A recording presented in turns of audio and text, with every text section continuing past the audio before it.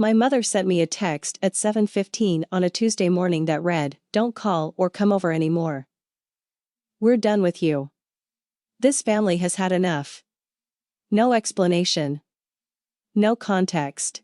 Just a cold dismissal after 32 years of being their daughter. I stared at that message for maybe 10 seconds, then typed back 2 words, "Got it." And I meant it. I blocked their numbers, deleted our family group chat, and went back to work in my garage, restoring a '67 Mustang. What my mother didn't know, what none of them knew, was that blocking them meant cutting off the lifeline they'd been depending on for years without even realizing it. By midnight that same night, my phone was exploding with messages from numbers I didn't recognize. Relatives, family, friends, even my sister's boyfriend, all begging me to call my parents back, to fix whatever I'd broken, to stop being stubborn. They had no idea I hadn't broken anything. I'd just finally stopped fixing everything for people who treated me like I was disposable. I'm Jenny, and this is the story of how my family disowned me thinking I needed them. And how they destroyed themselves when they realized I was the only thing holding their entire world together. Let me take you back to the beginning so you understand exactly what kind of family dynamic created that text message. I grew up in a household where my father controlled absolutely everything. Every decision, every dollar, every direction our lives took all filtered through him. He ran a small real estate company, buying and managing rental properties, and he treated our family the same way he treated his business, with an iron fist and zero tolerance for deviation from his plan. My younger sister Amber was always the golden child. From the time she could walk, she was being groomed to take over the family business. Dad would take her to property showings, teach her about market values, let her sit in on tenant meetings. She was the future, the heir, the one who mattered. I was the disappointment. Because when I was 16 and Dad tried to get me interested in real estate, I told him I wanted to work with cars instead. I loved engines, loved the mechanical precision of how things fit together, loved taking something broken and making it run again. I started working at a local auto shop after school, learning everything I could. Dad's response? "That's a phase. You'll grow out of it and join the family business when you're ready to be serious about your future." Except I never grew out of it.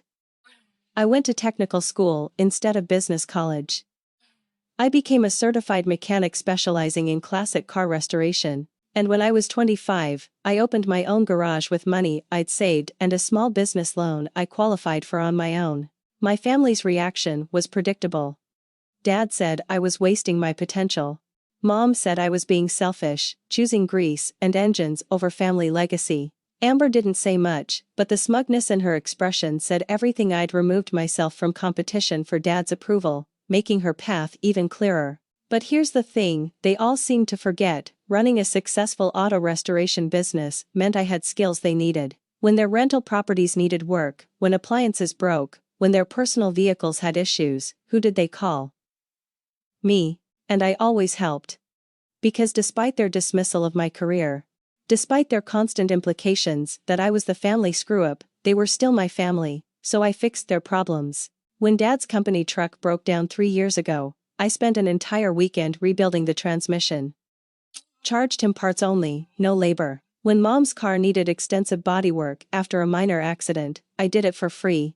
When Amber's SUV needed a new engine, I installed it at cost. I remember that engine installation specifically because it showed me exactly how little my family valued me. I'd spent 40 hours over 2 weeks installing a rebuilt engine in Amber's vehicle. 40 hours of skilled labor that any other shop would have charged at least $4,000 for. I charged her $900 for parts. When she picked up the SUV, she complained about the cost. Actually complained that $900 was a lot of money for an engine replacement. Then she posted on Instagram the next day about spending $1,200 on a handbag. They never thanked me, not really.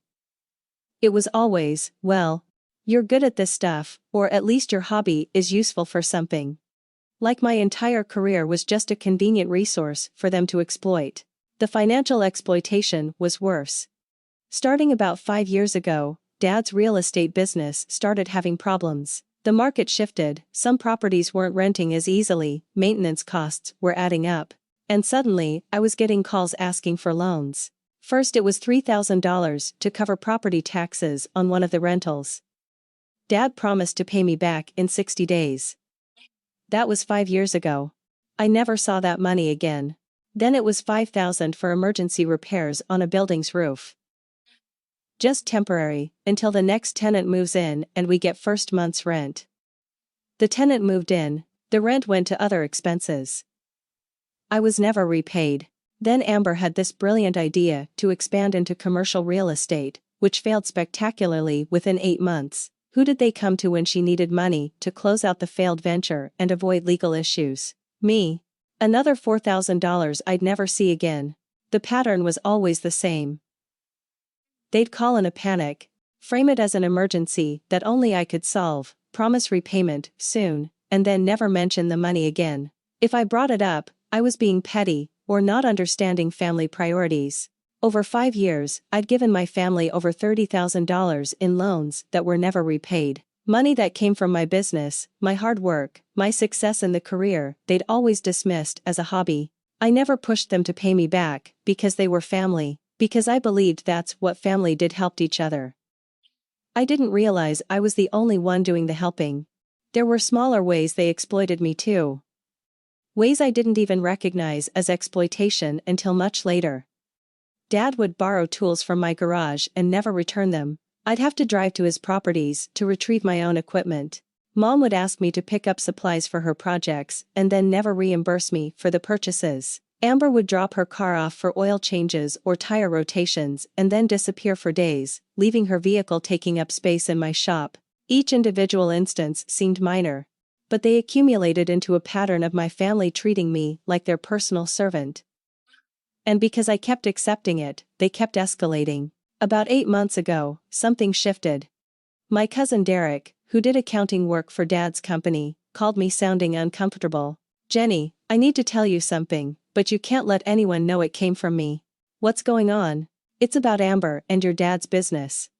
The money problems aren't just from market issues. Amber's been taking money from the company accounts. Like, a lot of money. For personal expenses." My stomach dropped. "What kind of personal expenses?" "Trips. Designer purchases. Her apartment is way more expensive than she claimed. She's been siphoning funds for at least 2 years, and your parents know about it." "They know?" "Your dad's been covering for her. He adjusted the books to hide it, claimed the losses were from property expenses and market downturns." "But Jenny, it's bad. She's taken over $60,000 that should have gone to business operations." I felt sick. While I was being guilt-tripped into giving them my hard-earned money, Amber was stealing from the family business to fund a lifestyle she couldn't afford. And my parents were protecting her. "Why are you telling me this?" I asked. "Because I just found out they're revising the family estate plan. I saw documents on your dad's desk. The business goes entirely to Amber. You get nothing except some personal items of your grandmother's. And the justification listed is that you're financially independent and don't need family support." The betrayal was staggering. I'd given them $30,000. I provided probably another $20,000 worth of free automotive work. I'd been the family's go-to problem solver for years. And I was being written out of the inheritance because I was too independent? No. I was being written out because I'd chosen a path they didn't approve of. Because I'd succeeded outside their control. Because Amber was the favorite and always had been, and now she'd get everything despite being the one who'd actually hurt the family business. I didn't confront them immediately. I sat with that information for 2 weeks, trying to process the scope of their betrayal. I kept helping when they called, kept being the reliable daughter, while internally I was breaking. During those 2 weeks, I started really looking at the pattern of our relationship. I pulled out old calendars and counted how many times I'd dropped everything to help them versus how many times they'd shown up for me. In the past 3 years, I'd helped them 47 times. Emergency repairs, financial bailouts, vehicle maintenance, equipment loans, last-minute favors. 47 times I'd rearranged my schedule, sacrificed my time, or spent my money to solve their problems. In those same 3 years, they'd shown up for me exactly twice. My garage opening, where they stayed for 20 minutes and spent the whole time criticizing my choice of location, and my birthday dinner last year, where they were an hour late and left early because Amber had plans. That ratio told me everything I needed to know about how they valued me. Then came the final straw. Dad called me on a Monday morning, his voice sharp with irritation. "Jenny, I need you to come look at the HVAC system in the Maple Street property. Tenants are complaining it's not working right." "I'm not an HVAC specialist, Dad. That's not my area. You're mechanical. You can figure it out. I'm not paying some overpriced specialist when you can handle it. I have 3 client cars in the shop right now with deadlines. I can't just drop everything. Those can wait. This is family business. This is important." That word. Important. My client commitments weren't important. My business wasn't important. My time wasn't important. Only what they needed was important. "No, Dad. I can't do it today. Call an HVAC company." The silence on the other end was icy. Then, "I see. So, when your family needs you, you're too busy. Good to know where your priorities are." He hung up. 20 minutes later, the text from my mother arrived. "Don't call or come over anymore. We're done with you. This family has had enough." Just like that. Decades of being their unpaid mechanic and ATM, and one time, I said no, they disowned me. I stared at that text and felt something I hadn't felt in years: relief. Because I was done too. Done being used, done being dismissed. Done being the family disappointment who was somehow still expected to fix all their problems. I typed back, "Got it." Then, I blocked all their numbers. Then I started making changes.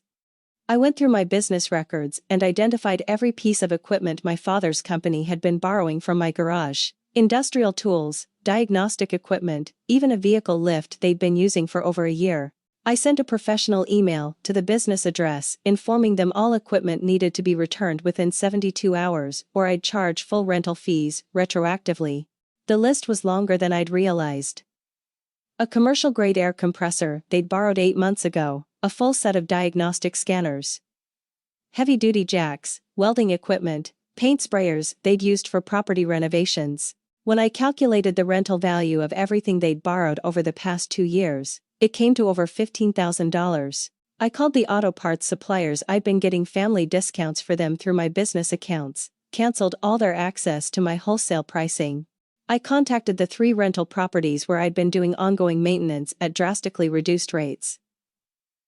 Informed them I was no longer available and they'd need to hire standard contractors going forward. I also canceled the standing arrangement where I'd stored some of their property maintenance supplies in my garage's climate-controlled storage. Sent them a notice they had 1 week to remove everything or it would be disposed of. Every single way I'd been making their lives easier and cheaper, I systematically removed. And then, I waited.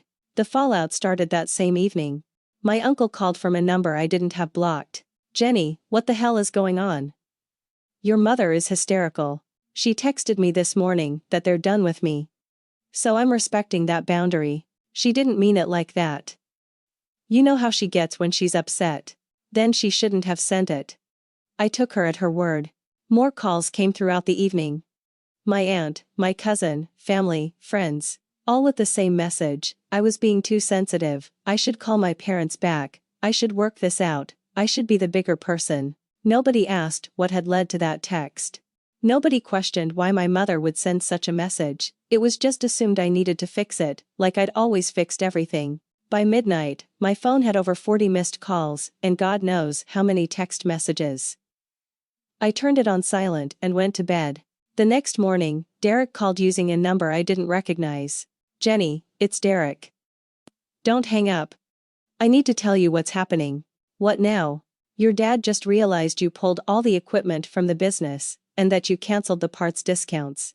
And that you're not doing maintenance on the rental properties anymore. And he's panicking.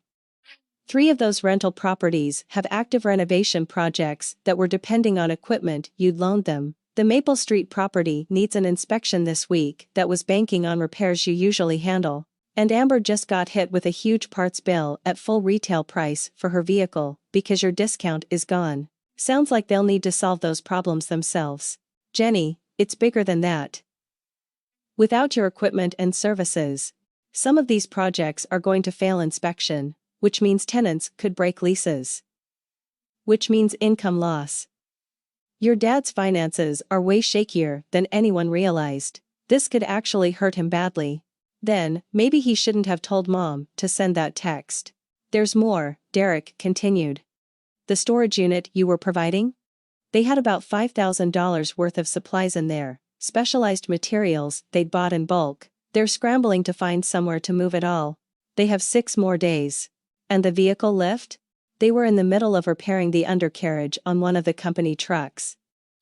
Now they'll have to pay a commercial garage to finish the work, and those places charge triple what you were charging. Not my problem anymore. The calls intensified. Now, they weren't just asking me to reconcile. They were demanding I restore the equipment access, the discounts, the maintenance arrangements, like they had any right to demand anything after disowning me. I got text messages from my mother's friends telling me I was breaking my mother's heart. From my father's business associates saying I was being unprofessional, from Amber's friends calling me petty and vindictive. The entitlement was staggering. They dismissed me, but I was the one being unprofessional for accepting that dismissal? I ignored every message. 1 week after the text, my father finally agreed to meet me face to face. Neutral location, a community center conference room I reserved. I brought my cousin Derek as a witness. Dad brought Mom and Amber. Right now you're listening to me describe my family falling apart after they pushed me out. And most of you haven't even left a like or comment. You're consuming my pain like entertainment but won't take 2 seconds to engage. That's exactly how my family treated me, took everything I gave and offered nothing back. If you're different, prove it. Otherwise, you're just like them. The meeting started with my father trying to take control like always. This has gone far enough, Jenny. You've made your point. Now we need to talk about restoring the business arrangements. There's nothing to restore. You ended our family relationship. That ended the family business arrangements too. Don't be childish. Your mother was upset. She sent that text in the heat of the moment. Did she apologize for it? Silence. My mother looked at her hands. That's what I thought. I continued. But that's not even why I'm here. I'm here because I know about Amber stealing from the business. I know about the estate plan that writes me out completely. I know you've been using me for years while planning to give me nothing, so let's stop pretending this is about one text message. Amber went pale. I didn't steal anything. I took loans. You took over $60,000 without authorization and my parents covered it up. I interrupted. That's theft.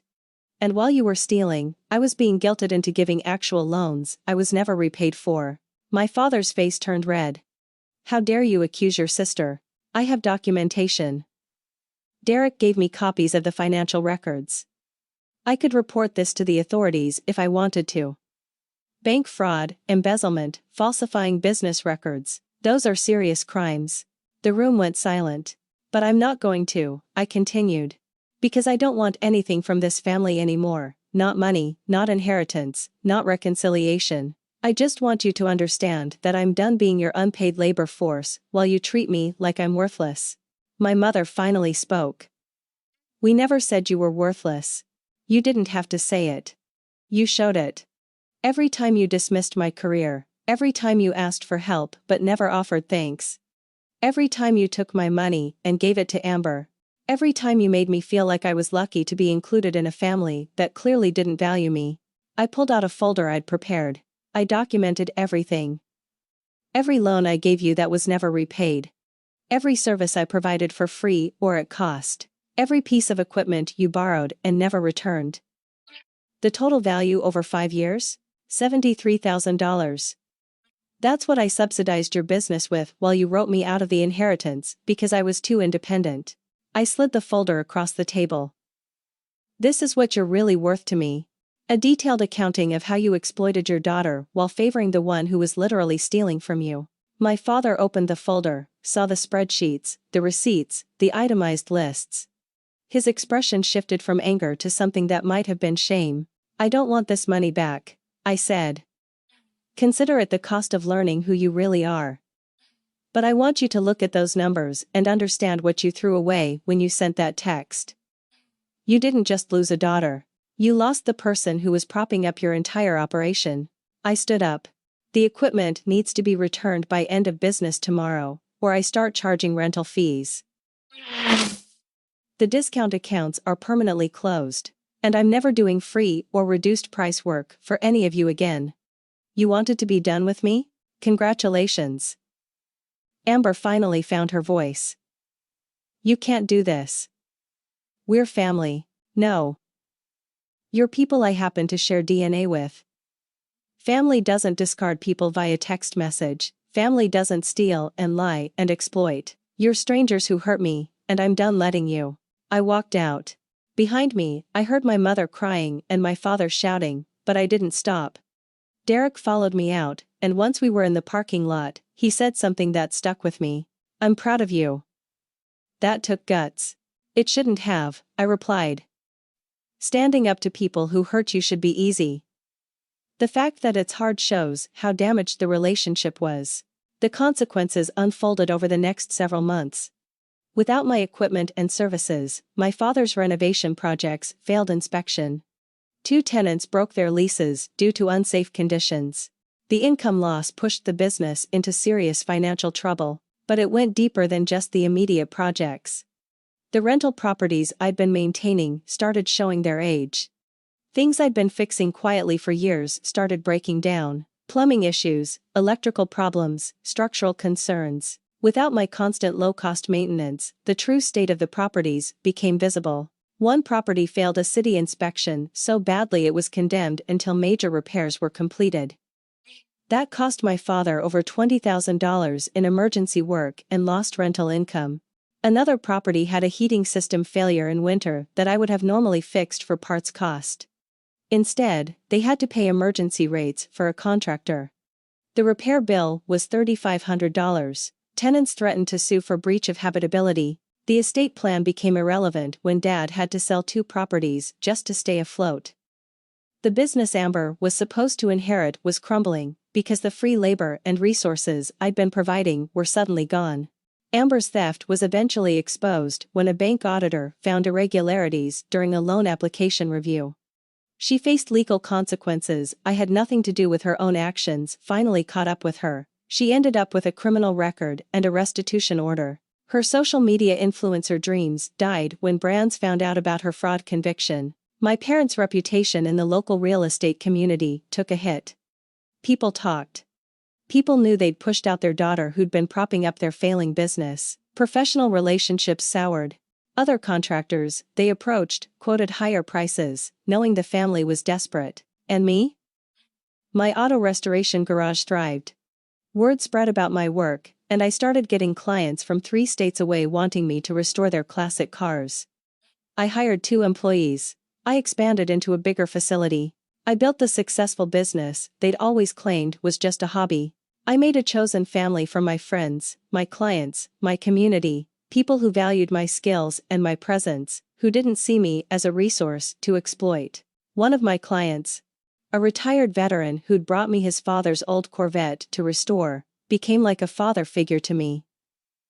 He'd stop by the shop just to chat, bring coffee, ask how I was doing. When I finished his car, he cried, seeing it restored to its former glory. He paid my invoice without complaint and then handed me $1,000 tip because you brought my dad back to life for me. That's what appreciation looks like. That's what being valued feels like. And I'd been so starved for it from my biological family that I didn't even recognize it at first. My mother tried reaching out about a year later. An email, since I still had her blocked on everything else. It was long and rambling, full of excuses and justifications, and buried somewhere in the middle was something that might have been an apology. I'm sorry, things got so out of hand. I never meant for that text to end our relationship. I was just frustrated that day and said something I didn't mean. Surely, you can understand that families fight sometimes. We miss you and hope you'll consider coming back so we can work through this. I read it once and deleted it. I didn't respond. Because that wasn't an apology, that was a justification wrapped in manipulative language. I'm sorry things got out of hand, as if the situation had spiraled beyond anyone's control, rather than being a direct result of their choices. I was just frustrated, as if her emotions justified disowning her daughter. Families fight sometimes, as if this was a normal disagreement rather than decades of exploitation, culminating in abandonment. A real apology would have acknowledged what she actually did. It would have said, "I'm sorry, I sent that cruel text. I'm sorry, we took advantage of you for years. I'm sorry, we never valued you the way you deserved. I'm sorry, we let Amber steal, while guilt-tripping you into giving, but I never got that apology." Just justifications and minimizations and attempts to make me feel like I was overreacting. Some people think that makes me cold. That I should forgive family no matter what. But those people didn't live my life. They didn't spend 32 years being the family scapegoat and ATM. They didn't get disowned via text message for the crime of setting one boundary. I learned that family isn't about shared DNA, it's about mutual respect, genuine affection, and reciprocal support. My biological family never offered me those things, so I built a new family that did. That text message from my mother, "Don't call or come over anymore. We're done with you," was meant to hurt me.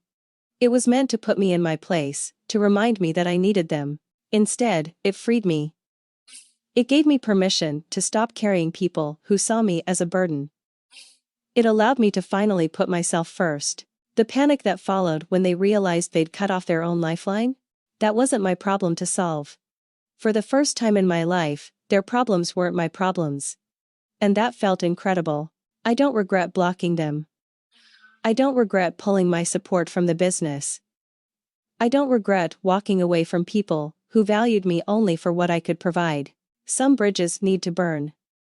Some relationships are toxic enough that the only healthy response is complete separation. And some families aren't worth the pain of trying to belong. My name is Jenny. My mother disowned me by a text message, thinking I needed them more than they needed me. She was wrong.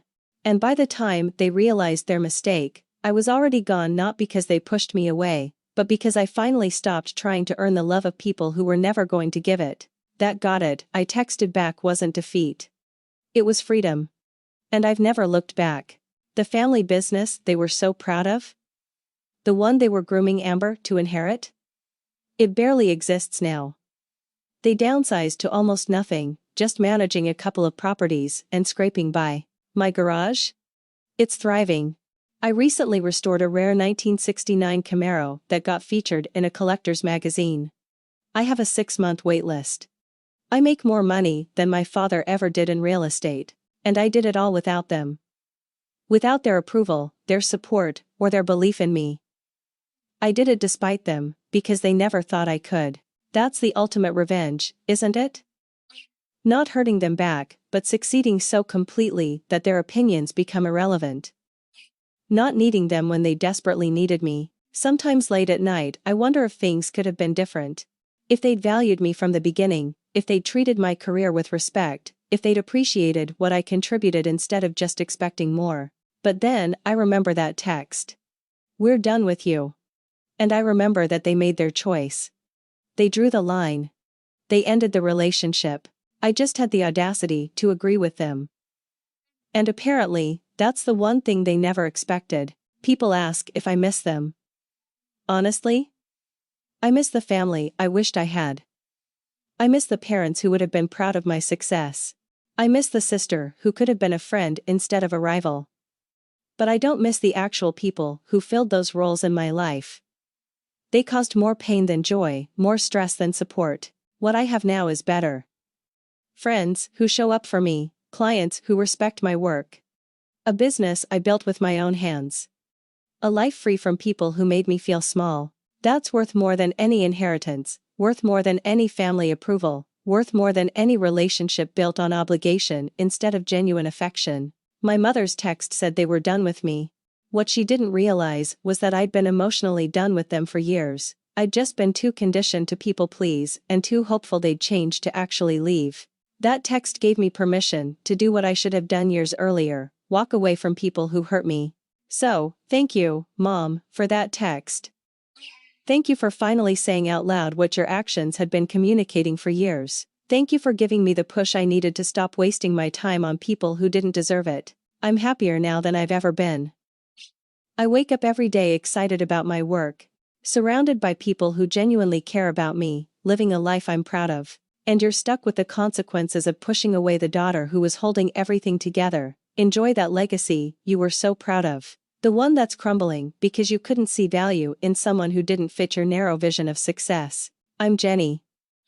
I was disowned by my family for setting one boundary, and it was the best thing that ever happened to me. Because it forced me to finally see that I was never the problem. They were. And now I'm free. Here we are at the end of my story. And I wonder how many of you made it this far, but still won't subscribe or leave a comment. You just spent half an hour hearing about family betrayal and the courage it took to walk away, but you can't spend 5 seconds engaging? You'll consume someone's deepest pain but won't even acknowledge you were here? That's exactly the kind of one-sided relationship I escaped from, so here's your chance to be different. Subscribe to this channel. Leave a comment about your own experience with toxic family. Share this video with someone who needs to hear it. Or just keep taking without giving, and prove that you're no different than the people who hurt me. Your choice. Now, tell me your story. Have you been disowned by family for setting boundaries? Have you been the one everyone depends on but no one appreciates? Have you had to walk away from toxic family dynamics? Drop your story in the comments because sharing these experiences helps others who are going through the same pain. And subscribe to this channel because I'll keep sharing stories about family betrayal, setting boundaries, and learning that sometimes the healthiest thing you can do is walk away from people who hurt you. These stories are for everyone who's been taken for granted, everyone who's been the family problem solver but never got solved for, everyone who's learned that blood relation doesn't obligate you to accept abuse. You don't owe toxic people your presence just because you share DNA, you don't owe them forgiveness they haven't earned. And you absolutely don't owe them access to the beautiful life you build after you leave them behind. This is Jenny, reminding you that sometimes the trash takes itself out, and when it does, you should absolutely let it go. Don't chase people who discard you. Build something so amazing that they regret losing you, and then don't let them back in when they inevitably try to return.